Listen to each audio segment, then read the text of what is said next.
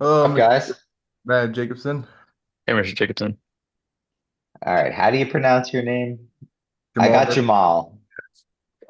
Aksh. Aksh. Yep. Okay. All right. That's All pretty right. phonetic. Yeah. All right. How you guys doing? Good. You? Good, thank you. Yeah. Sorry about my hair being too long. I canceled my haircut. Yeah. Yeah. Um, yeah. So this is episode 2 of Future of Finance featuring Mr. Brad Jacobson and my friend Aksh Kothari here. Aksh, can you get us started here? So to start off, you majored in finance and minored in economics at Syracuse. So it seems like you pretty much always knew you wanted to go into the finance industry, but what made you like how did you know? I was thinking about this the other day.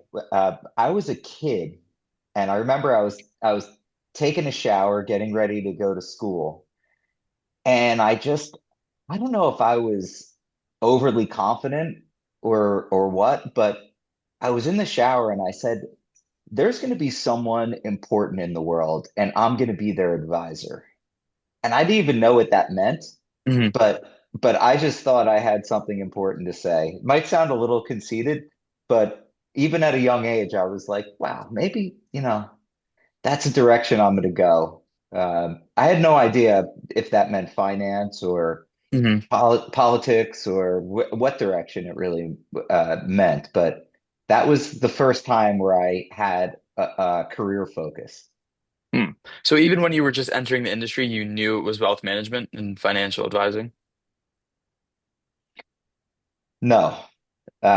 So when you go into financial services, there's a bunch of different areas that you could go. You could go the wealth management route, which is advising families on their personal finances. You could go the portfolio manager route, which is like starting as a junior analyst, senior analyst, portfolio manager, director of research, CIO kind of route. You could go investment banking, trading. There are all these different vectors that you could go. And frankly, I thought I was going to be a research. Like when I was at Syracuse, I loved doing the multiple regression analysis and trying to figure out what were the factors creating movement in security pricing. Hmm. Interesting. Yes. So, Mr. Jacobson, you've been in the industry for about 30 years now, and looking at your time back at college at Syracuse and starting at major firms like Merrill Lynch, what would you say is the biggest change you've seen in people handle money from when you started to now? Tough question. Yeah, it's like the more things change, the more they stay the same. At the end of the day, people care deeply about their money, Yeah. and and whether it's the data flows in a more digital fashion or analog, speed with which people expect um, uh, response and accurate response, all that has accelerated quickly. But at the fundamental levels, I don't think things have changed a whole lot. The Okay. expectations are very high for people who handle money, and memories are very short for mistakes. Yeah. So even with the rise of AI, you still think things are going to be the same in the world of finance? No, I think it's going to be vastly different.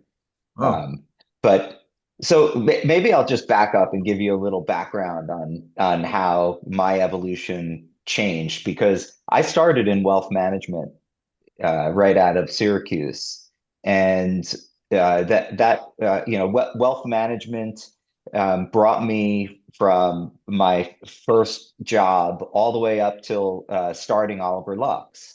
Oliver Luxxe, we started in 2014, and what wealth management is an incredible business. Um, it's a great business. It goes at a certain pace. Wealth management is a little slower pace.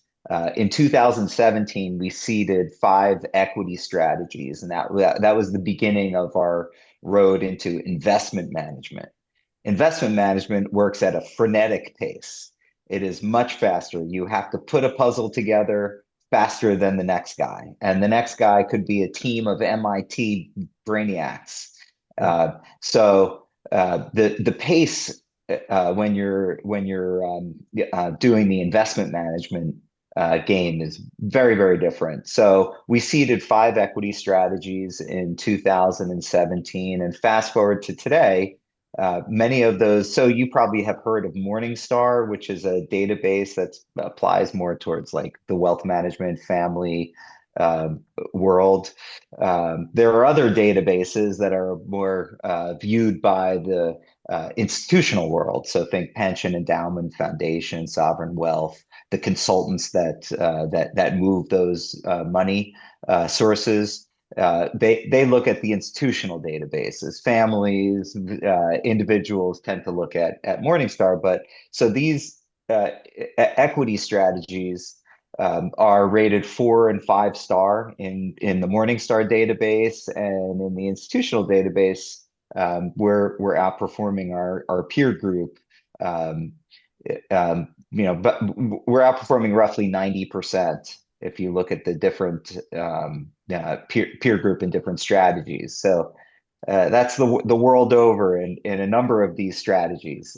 So we're really proud of that, but you can't take it for granted because the other team is waking up earlier and going to bed later and using AI to as a tool. They're not using it to make decisions for them. They're using it as a tool to apply their thinking and how they look at the world. What are the factors that make a particular business investable? And they're using AI to digest that data quickly. It's not making decisions for them, but it's certainly helping them speed up the process. hmm hmm So another question we had for you was, how did you know it was time for you to start your own thing with Oliver Lux? I was at UBS, and I don't know if you've heard of a company called the Corcoran Group. Corcoran Group is a big No. real estate brokerage in, um, well, this was particularly in New York City. So they were, I guess, getting rid of their mortgage underwriter company. So if someone was buying a property and it was a high level property, uh, and the borrower needed a loan of, I think it was greater than like $1.5 million. They were changing that company that provided that, and I was in there as one of the companies that were pitching on behalf of UBS. We ultimately got to Corcoran Group said yes to us, to our pitch. I had the top lenders from UBS in the meeting, and we all sort of high-fived each other. It was going to be a huge win because if a wealthy person needs a large mortgage, uh, one of the requirements is you have to put assets at the company that's providing the mortgage, and I would have been the team that would have managed those assets. So we were super psyched. It was going to be a huge win for us. And all of a sudden, UBS parent company put the brakes on it. And they said, because it's mortgage and UBS got into trouble with mortgage in the past, this has to be a board level decision in Switzerland. And the board level decision didn't come. And then every board meeting they tend to put it off, and then eventually they said we need to get our consultant. I think their consultant at the time was McKinsey. We need McKinsey to do an assessment, a strength, weakness, opportunity, threat analysis. And by the time they came back and made a decision, it was like 18 months, and Corcoran Group had already moved on. And I said, I will hmm never let my parent company choose my fate again. And that was the genesis for starting Oliver Lux. Okay. Sorry for weaving around a little bit, but that's No, no, that's no, what it all came happened. together. It made sense. Yeah. It's actually pretty cool. Yeah. Going back to Oliver Lux, it says its mission is to be consistent, not intermittently brilliant. So, can you sort of explain what that means for how you pick where you want to put people's money? Yeah. So it comes down to process, discipline, and independent thinking. So what our process starts with something called a quantitative screen. So every publicly traded company submits their data to the SEC.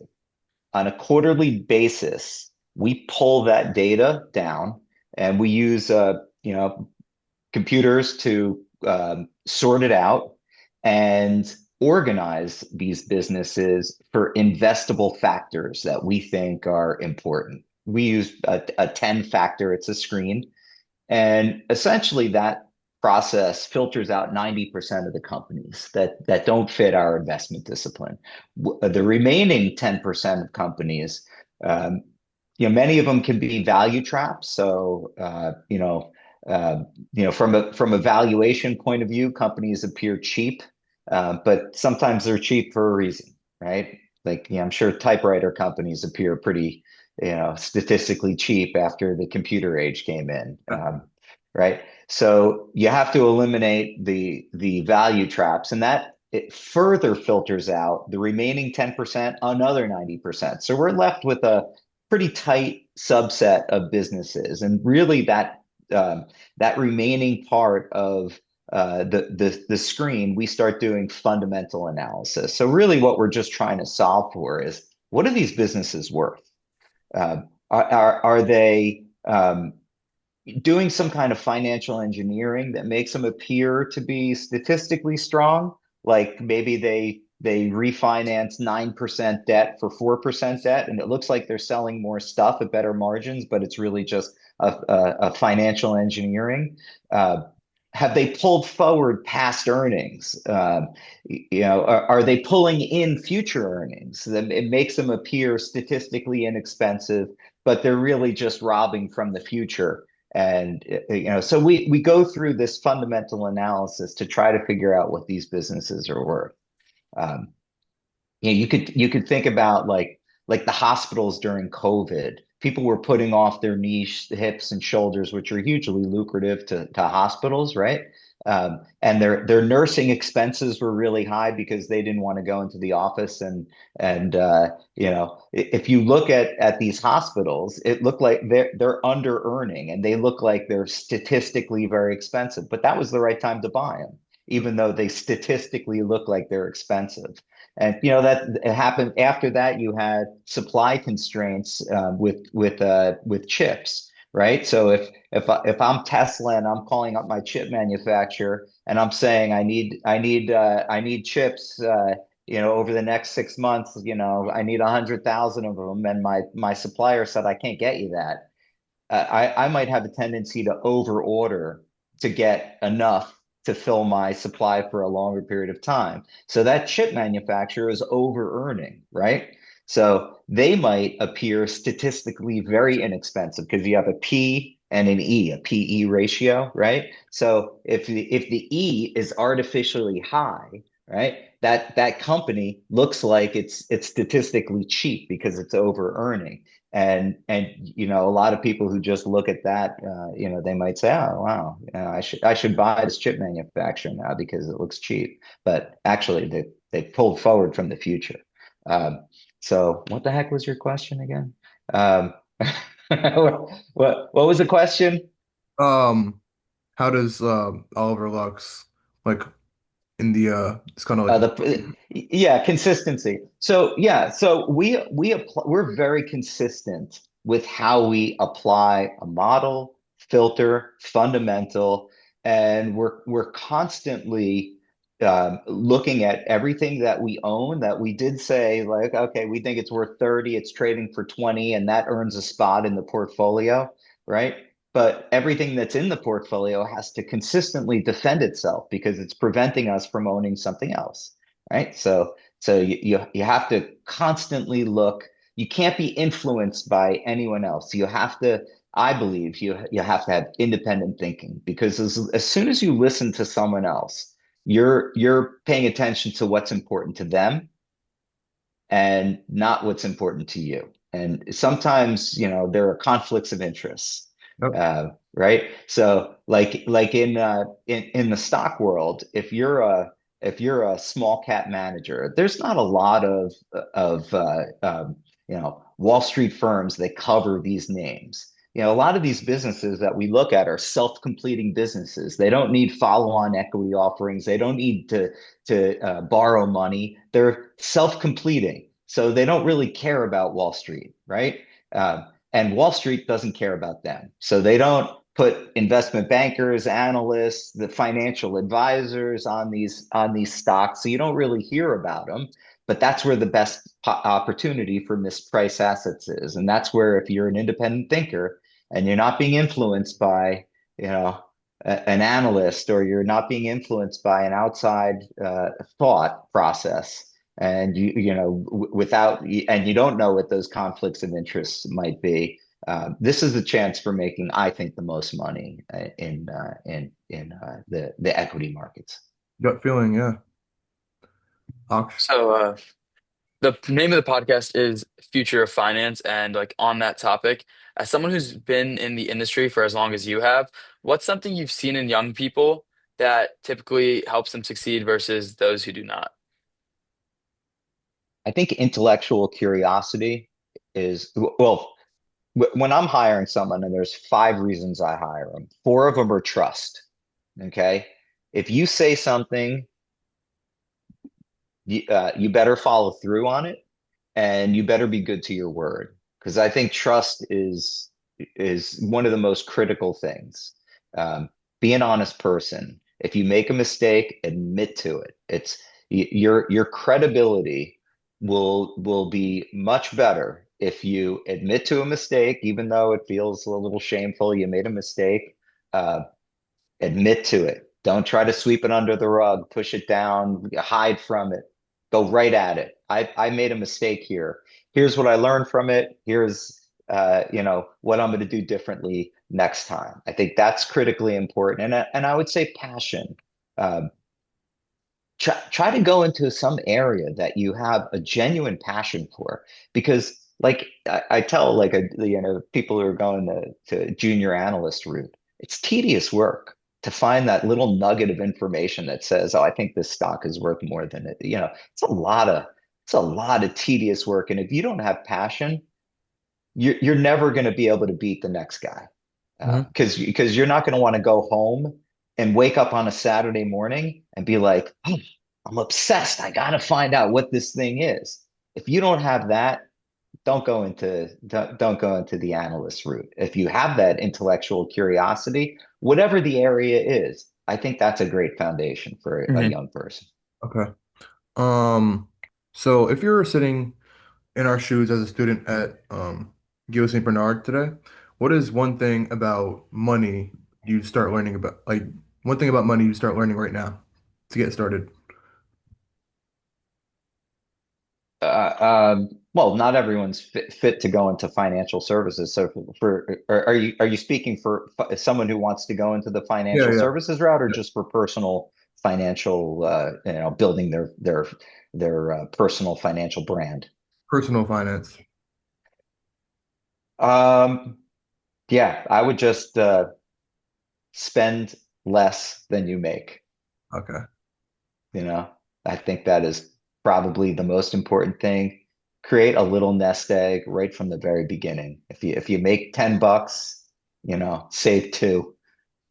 Stick it into like an S&P fund, or whatever, consistently, and just get used to spending less than you make.